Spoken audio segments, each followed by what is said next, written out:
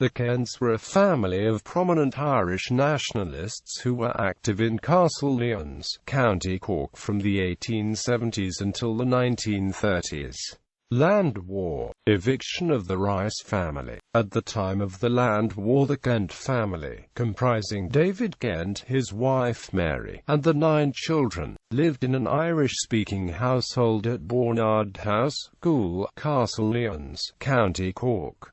David Kent died in 1876. He was just 44 years old. Mary Kent had grown up in nearby Towermore and had family living in the locality. In 1887, her nephews Austin and Richard Rice were evicted from the farm for non-payment of rent, and this began a series of events which would bring the Kents to national prominence. The Rices had initially leased the farm from the Peard family, but in July 1888, it was sold to McCausland, a Belfast-based landowner, and the homestead was occupied by a steward and a general manager. The Kent boys and their cousins, the Rices, teamed up with Father Jeremiah O'Dwyer, the parish curate, to launch a boycott against Brown. As leading players of the Castlelyons and Coolagown branch of the Irish National League, they organised a meeting at Coolagown, addressing a crowd of nearly 300 people. Fr. O'Dwyer asked them to ensure life for the farm manager Brown if things became too hot to handle. In the autumn of 1889, 4 Kent brothers, Edmund, William, Richard and David, were amongst 10 men hauled into a crowded Fermoy courthouse, charged with orchestrating a boycott campaign. In court, Brown also told how Edmund Kent, the eldest brother, threatened him on Fermoy Bridge, while David Kent had blown horns at him and called him a land grabber outside Coolagown Church. The second oldest Kent brother, Tom Kent, did not appear in the dock because he was in the USA. The court took a dim view on the defendants and imposed some harsh sentences. Fr. O'Dwyer was sentenced to 6 months in prison. Edmund and William were given 4 months with hard labor, and David was given 2 months with hard labor. For the dock, Edmund shouted, "Death or victory is our war cry, and then the Saxon chains will break," while another prisoner called Callahan McCarthy managed to loose off a few bars of "God Save Ireland" on a flute. The prisoners were handcuffed, taken out to a wagonette and driven to the railway station, from where a special carriage transported them to Cork jail. Anticipating the crowd of several thousand who gathered to cheer the prisoners, the authorities provided the prisoners with an escort of 200 soldiers of the Royal Warwickshire and West Cork regiments, with bayonets fixed. The boycott continues. The boycott on Brown resumed when the Kents had served the time. At the close of May 1890, Tom and his brother William were charged, alongside Austin Rice, with intimidating Mary Murphy, an elderly woman who worked for Brown, by making sure she was unable to purchase a pig at the fair. During the trial, Brown, now under police protection, told how horns were continually blown towards his house from the Kent residence. When the magistrate sentenced the brothers to 1 month's imprisonment with hard labor, William roared, "Victory is our cry and our motto, no surrender," while Tom slammed his fist upon the desk and shouted, "God Save Ireland." Uproar followed and the police were ordered to clear the court. As the prisoners were escorted to the railway station, District Inspector Ball became so unnerved by the cheering crowd that he ordered his men to charge with the batons, and several people were injured. The army then blocked Fermoy Bridge and cleared the streets. Tom and William Kent were still in prison when a fresh case came before Fermoy Court in June 1890. They were amongst 7 men accused of attempting to compel and induce 14 members of McCausland's workforce to leave his employment. William was described as the ringleader of a campaign to intimidate McCausland's staff when they attempted to attend Mass at Coolagown Chapel. The case was raised at the House of Commons in London, where both Kent brothers were named. Arthur Balfour, the Chief Secretary, described the most disgraceful scene scenes, enacted Sunday after Sunday. William Kent was accused of spitting upon the workers and the families, having performed the acrobatic feat of entering the chapel by the window and assisted others to enter the same way. There was also much jeering and jibing the police. Tom Kent took an active part in the disgraceful proceedings, but was not at all so bad as his brother William. Heavy sentences followed: 6 months hard labor for William, 2 for Tom, and once again a cheering crowd followed them to the train station in Fermoy. William Kent later left on account of the whole boycott episode. In 1889, my brothers, Edmund, Richard and David, the local curate, REVD, Father O'Dwyer, and myself were arrested. Owing to his youth, the younger brother, Richard, was acquitted by the resident magistrates, Colonels Gardner and Cadell. David received 6 months hard labor. Edmund and I were each sentenced to 4 months hard labor. The charge was conspiracy with others to evade payment of rents. The sentences were served in Cork County Jail. For refusing to enter into bail for our future good behavior, we served an additional 3 months imprisonment. A short time after our release, my other brother, Thomas, who had been in America, returned and threw his lot into the fight. Both he and I were arrested under the Balfour Coercion Acts. Another trumped-up charge of conspiracy was brought against us. I was sentenced to 6 months hard labor and Tommy was sentenced to 2 months. These sentences were served in Cork Jail. On our release we were met by thousands of people in Fermoy who escorted us all the way home to Bawnard. The volunteers. In the years after the Parnell split, the Kent family became avid supporters of the Gaelic League of Arthur Griffith's Sinn Féin Acute. In January 1899, Tom attended a meeting in Castlelyons to select a Sinn Féin Acute candidate to represent the Fermoy and Castlelyons district on Cork County Council. To loud applause, he told the crowd of the 6 policies he believed the candidate must be pledged to, namely Home Rule, the establishment of a Catholic university, the release of political prisoners, the reinstatement of evicted tenants and the compulsory sale of land to tenant farmers. When Michael Mackay of Ballyroberts was proposed as the nationalist candidate, the motion was seconded by David Kent, who seized the opportunity to point out to the gathering that the unionist candidate, Colonel Johnson, had been Hon. Secretary to the Landlords Association. A show of hands was called for at the end of the evening.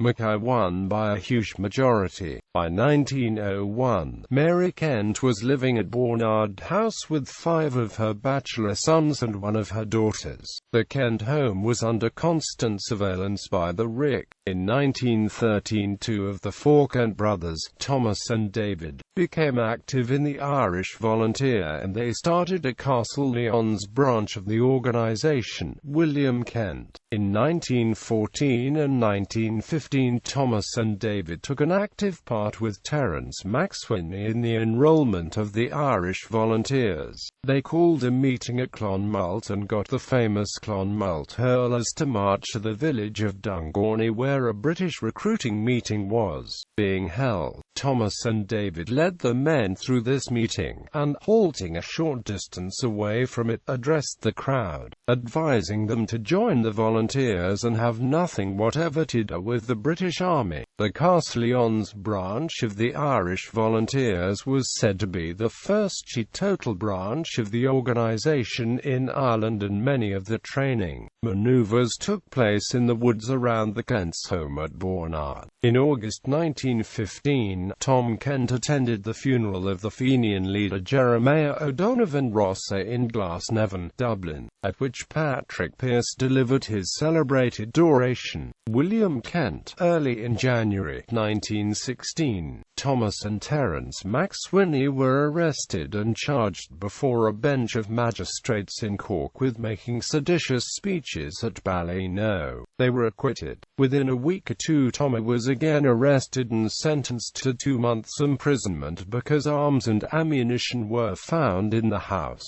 Easter Rising. In 1916, during the roundup in the aftermath of the Easter Rising, the RIC raided Bawnard House, and Mrs. Rice Kent and her 4 sons, Thomas, David, William and Richard, resisted arrest. William Kent. Early on the following morning we were awakened by a loud knocking on the hall door.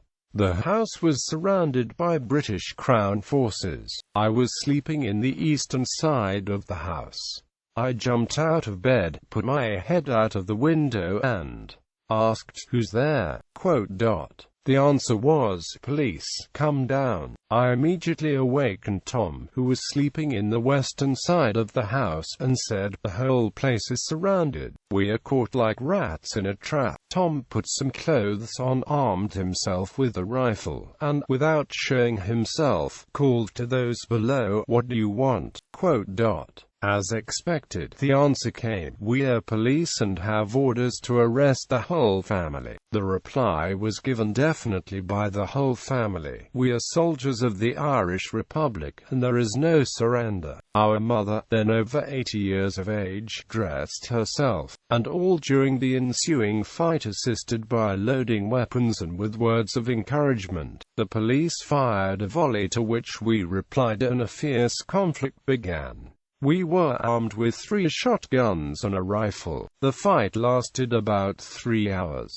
Head Constable Rowe was shot dead, while other members of the RIC were wounded. David was also badly wounded, having lost 2 fingers and received a gaping wound in his side. Military reinforcements arrived, and when the last shot was fired from the house, we had no alternative but to surrender. Our ammunition was exhausted. The house was wrecked. Not a pane of glass was left unbroken. The interior was tattooed with marks of rifle bullets. The altar and statues in the oratory alone escaped destruction. All around the altar plaster was knocked off the walls, but not one of the statues was struck. At one time the fire of the attackers was attracted to the window of the oratory, where they thought a girl was firing at them. Strange to say, it was the statue of Our Lady of Lourdes they saw from outside. The same statue was bought by my brother Tom at the sake of Father Ferris's household effects. Father Ferris had brought it from Lourdes, and I attribute to it the fact that our lives and home were saved from complete destruction. The greatest safeguard of all is to have a statue in the house. Following the surrender, we were taken out through a window assisted by the military. Thomas was not permitted time to put on his boots. Thomas and I were immediately handcuffed. Richard, a famous athlete, was not immediately handcuffed, and in the confusion he attempted to escape by bounding over a hedge nearby. He was fired on and fell, mortally wounded. We were then lined up against a wall of the house by the RIC, who prepared to shoot us, when a military officer interposed himself between us and the firing party. Ordering the police to desist, he said, "I'm in command here. Enough lives have been lost, and I take these men prisoners of war." The following week Thomas Kent was convicted of the murder of Constable Rowe at court-martial in Victoria Barracks, Cork. On May 9, 51-year-old Tom Kent was executed by firing squad at the barracks prison. His nerves were so bad on the morning of his execution that the guards had to bring a chair for him to sit upon. His body was then buried in quicklime in an unmarked plot in the prison yard. David was transferred to Richmond Barracks in Dublin, where he was sentenced to death, but the sentence was later reduced to penal servitude for life. Subsequently he was moved to HM Prison, Pentonville in England. While he was there, his mother, Mary Rice Kent, died. He was released from prison at the amnesty in 1917. Later years. At the 1918 general election, David Kent was elected unopposed as a Sinn Féin MP for the Cork East constituency. After the Irish War of Independence, he opposed the Anglo-Irish Treaty and voted against it. He was re-elected in Cork East at the 1922 general election and remained a TD until the 1927 general election, when his brother William ran in his place. William was elected as a Fianna Fáil Taoiseach Dála for the Cork East constituency at the September 1927 general election, but was not re-elected in 1932. In the late 1920s, David was sent to the United States to raise money for the Republican cause, and he died shortly after his return. William Kent. He was sent to America on a mission of propaganda on behalf of the IRA. He returned home after some months far poorer in health, and, after a life of struggle for the freedom of his country, this brave soldier and patriot died at his home at Bawnard on the 16th of November 1930. At the 1933 general election, William was elected as a National Centre Party TD and did not run for re-election in 1937. William died in 1957. He was 84 years old and was the last survivor of the band of local Land League fighters.